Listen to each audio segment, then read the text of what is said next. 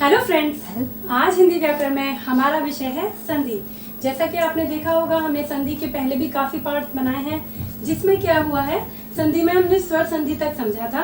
आपको हमने सबसे पहली वीडियो में बताया था कि संधि के जो मेन होते हैं वो 3 भेद होते हैं: स्वर संधि, व्यंजन संधि अर्थात विसर्ग संधि। और हमने उस वीडियो में ये भी समझा था स्वर संधि के 5 पार्ट होते हैं, 5 भेद होते हैं: दीर्घ संधि, स्वर संधि, वृद्धि संधि, यण संधि, अयादि संधि। इन 5 संधियों की वीडियो बन चुकी हैं। जिसने भी हमारी वीडियोस नहीं देखी है संधि की, वह नीचे डिस्क्रिप्शन में जाके देख सकते हैं। तो आज हम इसमें समझेंगे व्यंजन संधि। तो आइए समझते हैं व्यंजन संधि किसे कहते हैं। व्यंजन संधि, जैसा हमने आपको बताया था स्वर संधि के बारे में। स्वर संधि में क्या होता है कि स्वर, जिसका नाम से ही पता चल रहा है स्वर, यानी कि स्वर का स्वर से मेल, चाहे वो दीर्घ स्वर हो या ह्रस्व स्वर हो, स्वर का स्वर से मेल करके ही और स्वर ही आपका आएगा मिलाने पर।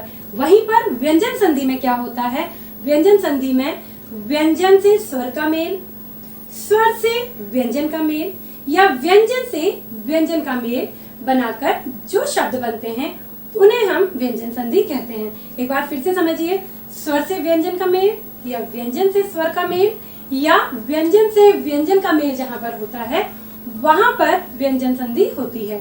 अब आगे ये समझेंगे कि व्यंजन संधि के पार्ट, व्यंजन संधि के कोई पार्ट नहीं होते हैं। जैसे कि स्वर संधि में आपको हमने बताया कि 5 भेद होते हैं, व्यंजन संधि में ऐसा कुछ नहीं है। लेकिन व्यंजन संधि के सूत्र यानी कि नियम जो हैं उनको समझना बहुत ही जरूरी है। बिना उनको समझे आप व्यंजन संधि नहीं कर पाएंगे। इसे भी हम चार्ट के माध्यम से ही समझेंगे। लेकिन पहले एक चीज और बताना चाहेंगे कि जो हमने आपको अपने वर्ण विचार वाले वीडियो में बताया था, वर्ण विचार की वीडियो भी आपको हमारे चैनल में मिल जाएगी। उसमें हमने बताया था कि वर्ण किसे कहते हैं और कौन से वर्ण कौन से कहलाते हैं, संयुक्त व्यंजन, ये सब बताया था। तो उसमें हमने आपको बताया था क, च, ट, त, प वर्ण, क, च, ट, त, प वर्ण से ही ज्यादा से ज्यादा संधियां बनती हैं। तो आइए शुरू करते हैं चार्ट के माध्यम से इनको समझना। जैसे कि आपने देखा होगा सामने एक चार्ट बना है। तो आगे बढ़ने से पहले सबसे पहले हम यह समझेंगे कि प्लीज, मैंने आपको अभी थोड़ी देर पहले भी बताया कि व्यंजन संधि में जो नियम होते हैं उन्हीं के अनुसार आप संधि का विग्रह करेंगे या संधि बनाना सीखेंगे, नहीं तो आप हमेशा गलत कर देंगे।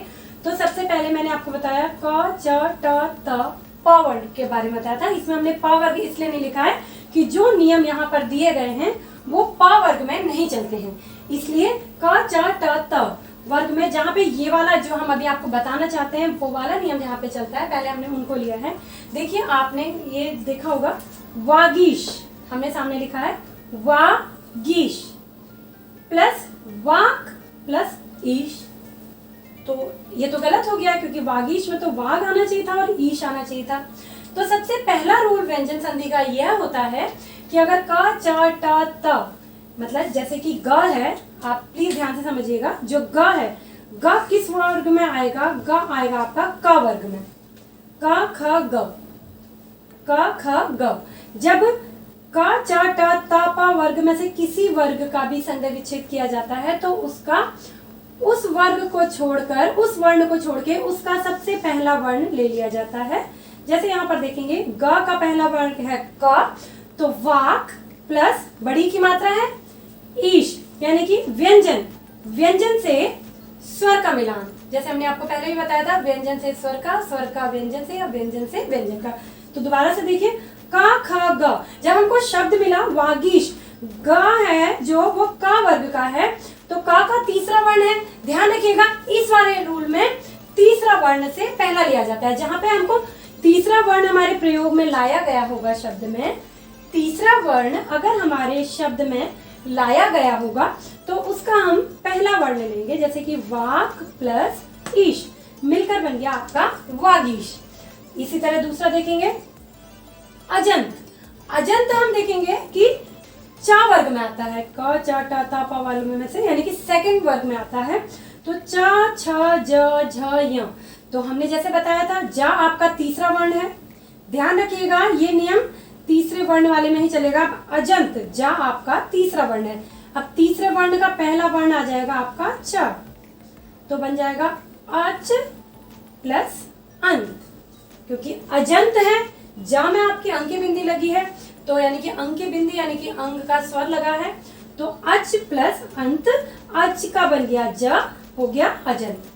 अगला देखेंगे ट ठ ड ढ ण। अब यहाँ पहले से ही देखते हैं, यहाँ पर हमारा तीसरा वर्ण है ड, ड से डमरू वाला ड। तो हमको जो वर्ड है मिला है वो है षट दर्शन, षट दर्शन। अब हम इसका फिर से संधि विच्छेद जब करेंगे तो ड का पहला क्या है ट, तो देखिए षट प्लस दर्शन हो जाएगा आपका षट दर्शन। ऐसा ही रूल आपका त वर्ग में भी चलेगा, त थ द ध न। तीसरा वर्ण द है यानी कि द वर्ण से हमको शब्द मिलेगा। ध्यान रखिएगा शब्द हमको तीसरे वर्ण से मिलेगा। संधि करते समय तीसरे वर्ण को छोड़ के हम पहले वर्ण पे आ जाएंगे। जैसे कि तद्भव, तद्भव आपने सुना होगा, तद्भव तत्क्षण शब्द हमने बताए थे, हमारी शब्द विचार वाली वीडियो देख सकते हैं आप इसके लिए। तो तद्भव शब्द जो होते हैं उनके बारे में बताया था। तो तद, तो द, जो द है वो क्या है, इसका पहला क्या आएगा आपका ता, ये ता वर्ण वाले में होता है। तो इसकी जब हम संधि करेंगे तत् प्लस भव, देखिए तत् आपका हो गया व्यंजन और भव हो गया आपका ये तत् प्लस भव। भव में आ का साउंड है, हमने पहले भी आपको बताया, सॉरी ये आपका तद भव जो है वो व्यंजन से व्यंजन का साउंड कर रहा है, तो यहाँ पर हो जाएगी आपकी व्यंजन संधि। प्लीज ध्यान रखिएगा इस नियम में थर्ड वाले वर्ण को जो शब्द में होगा उसको छोड़कर आपका आ जाएगा पहला वर्ण। तो इस तरह से ये पहला नियम है। इसी तरह से इसके क च ट त वाले में ही प, इसके बाद जो हम सीखेंगे क च ट त प वर्ण वाले सीखेंगे। तो प्लीज ध्यान रखिएगा कि कहाँ कौन सा नियम लगेगा। अगर आपका थर्ड वर्ण यूज हो रहा है, हर जगह देखिए थर्ड वर्ण यूज हो रहा है सेकंड में, ये देखिए यहाँ सेकंड नंबर पे ही यूज होगा। ये भी देखिए यहाँ वा के बाद है थर्ड, यहाँ पे अ के बाद है, यहाँ स के बाद है, यहाँ भी आपका त के बाद है, यानी कि सेकंड वर्ण जो होगा वह अगर आपका व्यंजन में तीसरा होगा तो संधि करते समय उसका पहला ले लिया जाएगा। और प्लीज ध्यान रखिएगा, हाँ होता है हमारी क्लासेस बढ़ती हैं तो हम स्वर व्यंजन पे ध्यान ही नहीं देते, हमें पता ही नहीं रहता। हम आजकल के बच्चों से अगर ABCD सुनाएंगे तो वो एक बार को सभी सुना देंगे, बड़े से बड़े बच्चे भी या कोई भी, लेकिन जहाँ पे व्यंजन की बात है या आती है तो वो स्वर तो होप सो फिर भी सुना दें, लेकिन व्यंजन याद नहीं रहते। लेकिन अगर आप किसी कंपटीशन की तैयारी कर रहे हैं वहाँ पर आपके अगर संधि आ रही है तो प्लीज आपको व्यंजनों की जानकारी जरूर होनी चाहिए। बिना व्यंजनों की जानकारी किए आप व्यंजन संधि नहीं बना सकते। तो आइए इस संधि का आगे को भी समझते हैं। आइए कुछ आगे समझेंगे। पहला जो आपका नियम था वो समझा दिया गया है आपको कि क च ट त में जब आपका थर्ड वर्ण मिलेगा तो उसका आगे का आ जाएगा। नियम नंबर 2, नियम नंबर 2 उसी में है क च ट त प। अब इस लाइन का अगर कोई सबसे लास्ट वाला, पांचवा वर्ण हमेशा लास्ट वाला ही होता है और वो सारे वर्ण कहलाते हैं अनुनासिक वर्ण। अनुनासिक वर्ण जो हमने आपको वर्ण विचार में सिखाया था कि अंग की और आह वाले जो होते हैं अंग के आवाज वाले, वो आपके कहलाते हैं अनुनासिक वर्ण। तो वहां पर जो ये चीज है जैसे कि माँ है, ना, इस तरह से नहीं, तो इनका साउंड किस में आता है, माँ और ना का साउंड किस में आएगा, अंगा में, अड़ा में, ना हो गया आपका माँ, ठीक है। ना और माँ के साथ साथ ड़ा और यहाँ भी ये जो है वर्ण ये भी आपके अनुनासिक के ही अंतर्गत आएंगे। तो ये क्या होता है, ये क च ट त प वर्ण के पांचवें वर्ण होते हैं। अच्छा, अब जब शब्द में जैसे वहां पर तीसरा था तो पहला ले लिया था, और यहाँ पे सेम वही है नियम। शब्द में जो दूसरा शब्द होगा, देखिए दूसरा, ध्यान रखिएगा हमेशा दूसरा ही शब्द होगा। दूसरा शब्द पांचवा हो, यानी कि वार्ड में ड, ये अड़ा क्या है, वार्ड में पांचवा है, तो इसका भी आ जाएगा आपका पहला वर्ण। ये भी इसी का नियम है, ये भी उसी संधि का नियम है जो इससे पहले बताया, सेम है। बस वहां पे देखना है कि वहां पर ग था तो भी आपने पहला लिया, और पांचवा है तो भी वहां पर आप पहला लेंगे। वार्ड में वाक प्लस मय। अब चा वर्ण का ले लेते हैं। आपको ये ध्यान रखना है, जरूरी नहीं आपको सीरियल वाइज ऐसे मिलेंगे, आपको शब्द में पढ़ के देखना है और आपको ये पता होना चाहिए कि का चा टा ता पा वर्ण कौन से होते हैं। सिंपल है, क से लेके म तक के वर्ण जो होते हैं जिन्हें हम स्पर्श व्यंजन भी बोलते हैं वही होते हैं आपके का चा टा ता पा वर्ग, ठीक है। नेक्स्ट है आपका ट ठ ड ढ अण। अब ये है चा वर्ण, इससे संधि का मतलब नहीं है, ये चा वर्ण है आपके चा वर्ग के वर्ण। तो षड मास, तो षड यानी कि यहाँ भी देख रहे हैं आप जो सेकंड है वो पांचवा है, ये है इसका 5वां वर्ण ये है, उसका 5वां वर्ण ये था, इसका 5वां वर्ण ये है। षडमास, तो इसका पहला क्या है? ट। इसका भी आप देख रहे हैं कि पहला जो है वो ट है, तो षट मास। अगले में आते हैं ता थ द ध न, यानी कि तावर। तो सन्मार्ग, सन्मार्ग में न जो है ता थ द ध न, न आपका 5वां वर्ण है।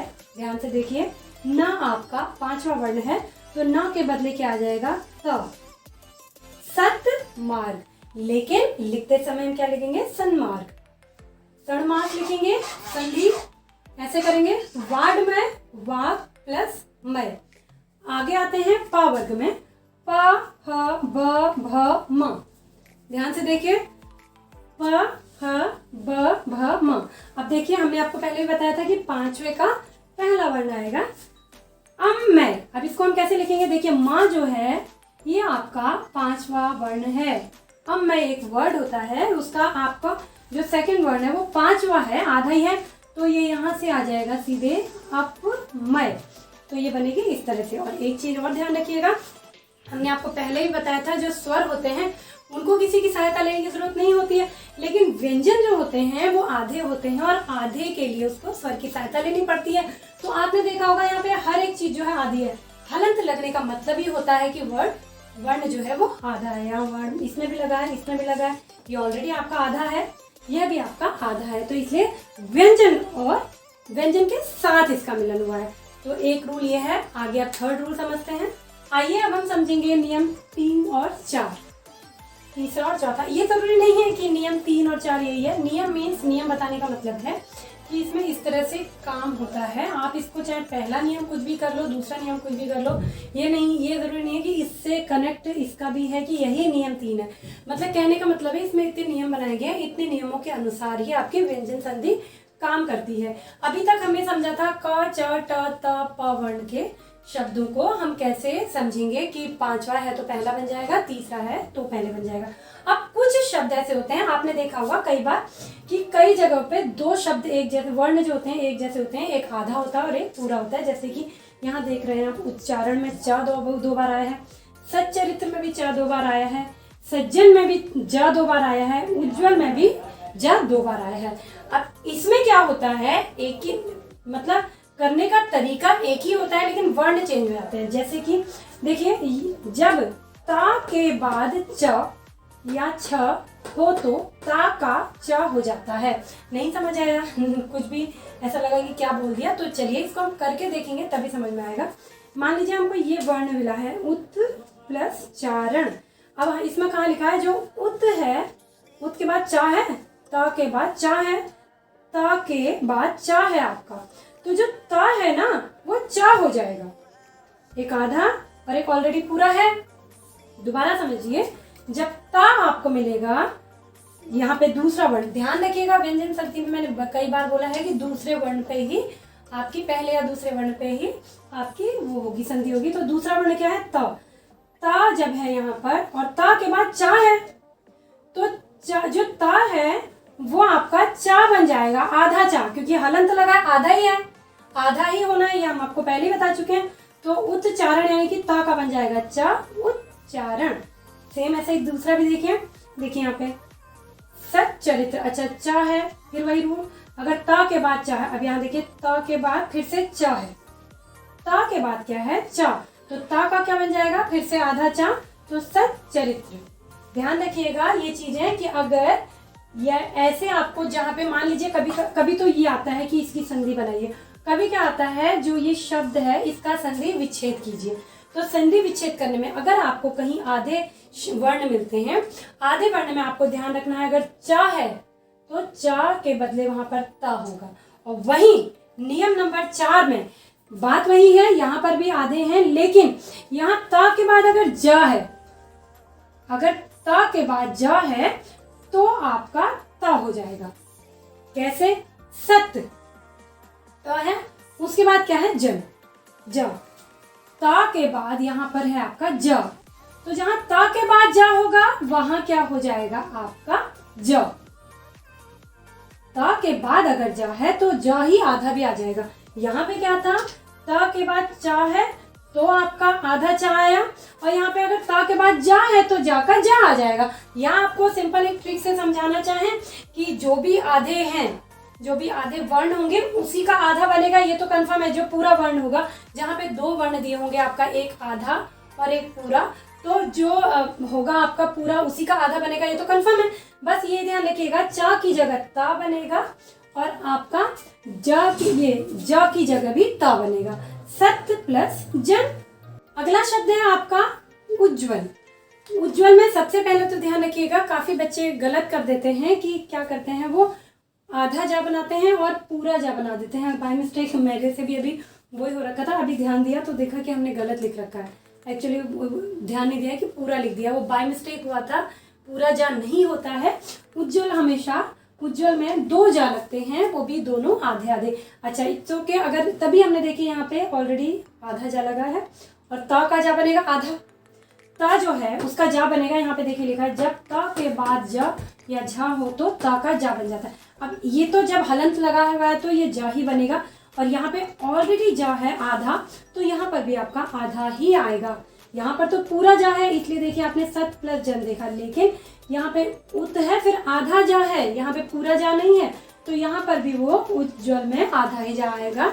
और दोबारा मैं रिपीट करना चाहूंगी, बाय मिस्टेक जल्दीबाजी में हमने पूरा जा लिख दिया था, पूरा जा नहीं होगा। जब यहाँ आधा जा है, यहाँ आधा हलंत वाला वर्ण है, तो दोनों आपके आधे आधे होंगे।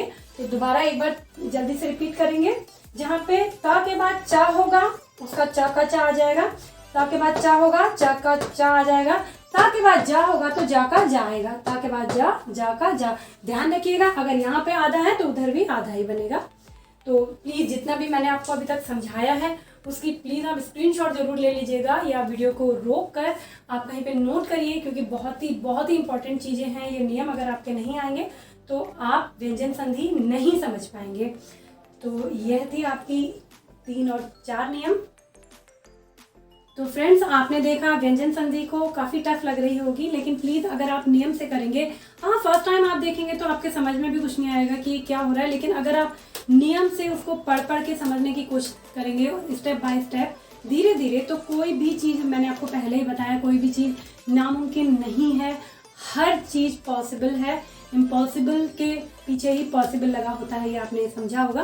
तो प्लीज नियम से चलिए। इसीलिए व्यंजन संधि की 4 वीडियो बनेंगी, जिसमें 14 आपको बताया मैंने नियम है, जिसमें आपने 1 से लेकर 4 तक के नियम इस वीडियो में समझे। इसके बाद आपकी 3 वीडियोस और बनेंगी। तो प्लीज हैव पेशेंस कि जल्दीबाजी में ऐसा ना हो कि आप समझ ना पाए। आप कम से कम ये तो होगा कि एक बार अगर आप व्यंजन संधि स्वर संधि समझते हैं तो आप सिर्फ उन्हीं को देखिए, व्यंजन संधि समझेंगे तो सिर्फ उसी को देखिए, तो जिससे आपको नॉलेज बढ़ेगी। और इतना तो फैक्ट है कि आपको ऐसे समझ में आएगा कि आप गलती नहीं करेंगे। तो मिलते हैं अपनी नेक्स्ट व्यंजन वाली वीडियो में, तब तक के लिए धन्यवाद।